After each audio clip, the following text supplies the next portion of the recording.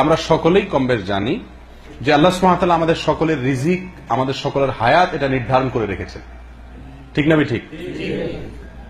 তো এই যে আল্লাহ সুবহানাহু ওয়া তাআলা আমাদের জন্য হায়াত নির্ধারণ করে রেখেছেন, রিজিক নির্ধারণ করে রেখেছেন, যেটুকু হায়াত, যেটুকু রিজিক নির্ধারিত আছে তার চাইতে বেশি হায়াত, বেশি রিজিক আমরা ভোগ করতে পারবো না। আল্লাহ সুবহানাহু ওয়া তাআলা বলেছেন, ওয়ালা ইউআখিরুল্লাহু নাফসান ইযা জাআ আজালুহা ওয়াল্লাহু খাবীরুম বিমা তা'মালুন। মানুষের যখন সময় এসে যাবে তখন এক বিন্দু পরিমাণ লেট করা হবে না, তখনই তার দুনিয়া থেকে চলে যেতে হবে। তাহলে বোঝা গেল আমাদের হায়াত এবং আমাদের জীবন এগুলো আল্লাহ সুবহানাহু ওয়া তাআলার পক্ষ থেকে কি হায়াত, জীবন নির্ধারিত। রিজিকও আল্লাহ সুবহানাহু ওয়া তাআলার পক্ষ থেকে নির্ধারিত। নবী সাল্লাল্লাহু আলাইহি ওয়াসাল্লাম বলেছেন, সহিহ হাদিসে আসছে যে একটি শিশু যখন মাতৃগর্ভে 4 মাস বয়স হয় গর্ভের, তখন আল্লাহ সুবহানাহু ওয়া তাআলার পক্ষ থেকে একজন ফেরেশতা আসেন, আল্লাহ একজন ফেরেশতাকে পাঠান। এই ফেরেশতা এসে ওই শিশুর মাঝে রূহ ফুৎকার দেন। রূহ কি করে? ফুৎকার দিয়ে থাকেন।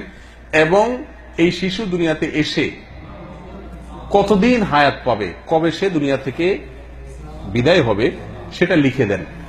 এবং আরো লিখে দেওয়া হয় যে এই শিশু পৃথিবীতে এসে কতটুকু পরিমাণ কি রিজিক ভোগ করবে, কি আমল করবে। তাহলে এই হাদিস থেকে বোঝা গেল আমাদের হায়াত, আমাদের রিজিক এগুলা সব আল্লাহর পক্ষ থেকে নির্ধারিত এবং চূড়ান্ত। ঠিক না বেঠিক? অথচ আমরা জানি অনেক আমল করলে, কোরআন এবং সুন্নাহ অনেক আমলের ব্যাপারে আমাদেরকে নির্দেশ করা হয়েছে যে অমুক আমল করলে, অমুক কাজটা করলে আমাদের রিজিক বাড়ে, হায়াত বাড়ে। এরকম আছে না?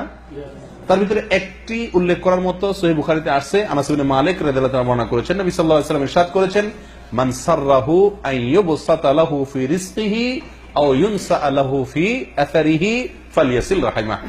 যদি কেউ চায় তার রিজিক বাড়ায় দেয়া হোক, তার হায়াত বাড়ায় দেয়া হোক, এটা যদি কেউ চায়, আশা করে, তাহলে সে যেন তার আত্মীয় স্বজনের সাথে সুসম্পর্ক বজায় রাখে। আত্মীয় স্বজনের সাথে সুসম্পর্ক বজায় রাখলে কি হবে? রিজিক বাড়বে, হায়াত বাড়বে। তাহলে একটু আগেই আমরা শুনলাম যে কোরআন এবং সুন্নায় আল্লাহ সুবহানাহু ওয়া তাআলা আমাদের রিজিক এবং হায়াত এগুলোর ব্যাপারে এগুলোর পরিমাণ আল্লাহ তাআলা চূড়ান্ত করে রেখেছেন। তাকদীরের উপর আমাদের বিশ্বাস আছে না? ইমানের গুরুত্বপূর্ণ একটি পয়েন্ট হলো তাকদীরের উপরে বিশ্বাস করা। আর তাকদীরের উপরে বিশ্বাস করার মানে হলো আমাদের হায়াত এবং রিজিক আল্লাহ সুবহানাহু ওয়া তাআলা নির্ধারণ করে রেখেছেন, তার ব্যতিক্রম হবে না, এই না? অথচ বুখারীর হাদিস থেকে বোঝা যাচ্ছে যে আত্মীয় স্বজনের সাথে সুসম্পর্ক বজায় রাখলে হায়াত বাড়বে, রিজিক বাড়বে। তো আল্লাহ যদি এটা নির্ধারণ করেই রাখেন, আবার আমল করলে বাড়বে কিভাবে? প্রশ্নটাকে বুঝতে পেরেছেন আপনারা? এই প্রশ্ন উত্তর কি? এই প্রশ্ন উত্তরে একটি হাদিস এবং আল্লামা ইবনে তাইমিয়া রাহিমাহুল্লাহর একটি বক্তব্য উল্লেখ করতে চাই।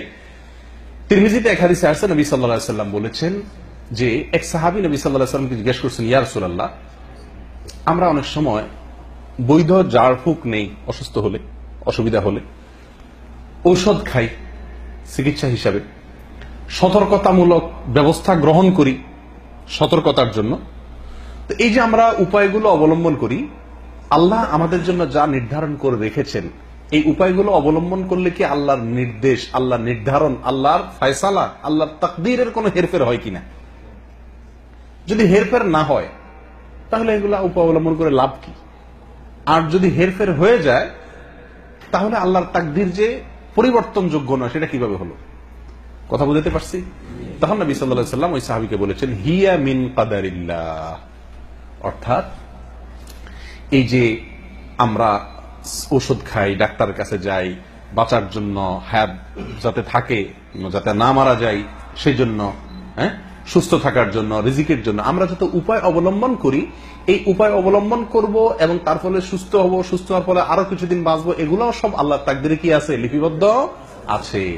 তাহলে এই হাদিস থেকে বোঝা গেল আমরা দুনিয়াতে বেশি দিন বেঁচে থাকার জন্য, হায়াত বৃদ্ধি করার জন্য, রিজিক বৃদ্ধি করার জন্য যত আমল করি, যত কাজ করি, যত সতর্কতামূলক ব্যবস্থা গ্রহণ করি, এইগুলো করার পরে টোটাল কতদিন আমার হায়াত হবে, টোটাল কতটুকু আমার রিজিক হবে, তার সবগুলার চূড়ান্ত আল্লাহ সুবহানাহু ওয়া তাআলার কাছে ঠিকই আছে। কথা বুঝতে পারছি? এই বিষয়টি আরো পরিষ্কার হয়ে যাবে মজমুউল ফতোয়াতে আল্লামা ইবনে তাইমিয়া রাহিমাহুল্লাহর একটি কথা থেকে। তিনি বলেছেন যে আল্লাহ সুবহানাহু ওয়া তাআলা নির্দেশ করেন ফেরেশতাকে যে অমুকের রিজিক লেখো, তুমি অমুকের হায়াত লেখো, তখন ফেরেশতা লেখেন যে অমুকের জন্য এত বছর, এত দিন, এত মাস, এত ঘন্টা, এত সেকেন্ড বরাদ্দ। এটা হলো তার হায়াত। কাকে নির্দেশ করেন আল্লাহ তাআলা? ফেরেশতাকে। তো ফেরেশতা ওটা লেখেন। এরপর আল্লাহ সুবহানাহু ওয়া তাআলা তাকে নির্দেশ করেন আরো, যে তুমি আরো লেখো। কি লেখো? যে এই বান্দা যদি সে এই কাজটা করে তাহলে তার হায়াত বৃদ্ধি পাবে, এটা করলে এই পরিমাণ বৃদ্ধি পাবে। এটা হলো শর্ত সাপেক্ষে এক্সটেনশন হায়াত এবং রিজিকের মধ্যে। কথা বুঝাতে পারছি?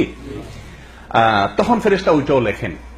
ফেরেশতা জানেন এটা লেখার পরে যে এই লোকটার নিশ্চিত এবং চূড়ান্ত রিজিক বা হায়াত কত দিনের, তার পরিমাণ কি, এটা ফেরেশতা জানেন। কিন্তু ওই যে শর্ত সাপেক্ষে এই কাজ করলে বাড়বে, না হলে বাড়বে না, এটা তার কাজের উপর নির্ভর করবে। এখন সে করে বাড়াইতে পারবে নাকি পারবে না, তার হায়াত টোটাল কোথায় গিয়ে দাঁড়াবে, রিজিকের ফিগার লাস্ট কোথায় গিয়ে দাঁড়াবে, এটা ওই ফেরেশতা জানেন না, আমরাও জানি না। কিন্তু আল্লাহ সুবহানাহু ওয়া তাআলা ঠিকই জানেন। তার মূল হায়াত, মূল রিজিকের সঙ্গে তার নেকামল করলে, ভালো কাজ করলে, সতর্কতামূলক উপায় অবলম্বন করলে যোগ হতে হতে আমাদের হায়াত কোথায় গিয়ে ঠেকবে, আমাদের রিজিক কোথায় গিয়ে ঠেকবে, সেই চূড়ান্ত শেষ পরিমাণটুকু আল্লাহ সুবহানাহু ওয়া তাআলা ঠিকই জানেন। তাহলে আমরা বলতে পারি যে আমাদের তাকদীর এবং রিজিক এটা আগে থেকে আল্লাহ তাআলা চূড়ান্ত করে রেখেছেন। আর আমরা আমলের মাধ্যমে, কাজের মাধ্যমে, সতর্কতামূলক উপায় অবলম্বন করার মাধ্যমে আমাদের রিজিক এবং হায়াত বাড়তে বাড়তে কোথায় গিয়ে দাঁড়াবে সেটাও আল্লাহ সুবহানাহু ওয়া তাআলার ইলমে ঠিকই আছে। অতএব সেটাও আল্লাহর তাকদীরেরই অন্তর্ভুক্ত। তবে তাকদীরের দুইটা শ্রেণী, কিছু পরিমাণ হায়াত, কিছু পরিমাণ রিজিক যে চূড়ান্ত, যেটাকে তাকদীরে মুবরাম বলা হয়, সেটুকু হয়তো আমরা ফেরেশতা জানেন, আমরা তো সেটুকুও জানি না। আর গায়রে মুবরাম যেটা অচূড়ান্ত, যেটা আমাদের কাজের সঙ্গে সংশ্লিষ্ট, অচূড়ান্ত, সেটা আমাদের দৃষ্টিতে অচূড়ান্ত। ফেরেশতা যিনি, তার দৃষ্টিতে অচূড়ান্ত, যিনি নির্দেশ করা হয়েছে যাকে লেখার জন্য, কিন্তু আল্লাহর কাছে সেটাও কি চূড়ান্ত এবং নির্ধারিত। তাহলে আমরা নেকামল করে রিজিক বাড়াচ্ছি, হায়াত বাড়াচ্ছি, এ বাড়ায় বাড়ায় কোথায় যে ঠেকবো এটাও আল্লাহ জানেন। অতএব ওইটাও আল্লাহর তাকদীরেরই অংশ। কথা বুঝে আসছে ভাই? আল্লাহ তাআলা আমাদেরকে বুঝার তৌফিক দান করেন।